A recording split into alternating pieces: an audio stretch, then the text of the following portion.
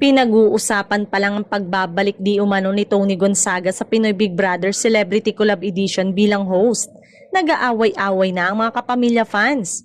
May sinabi kasi si Tony na sa aking pagbabalik at inisip agad na baka ang pagbabalik niya ng PBB ang tinutukoy. May nag-comment na iba pa rin kapag siya ang host ng PBB at nag-a-announce ng mga kaganapan sa show. Nervyos at anxiety raw ang dating sa viewers. Kaya lang, mas marami ang umalma, ayaw nilang magbalik pa siya ron. Tama na raw na sina Bianca Gonzalez at Roby Domingo na kung sino pang kapamilya talent ang napiling mag-host.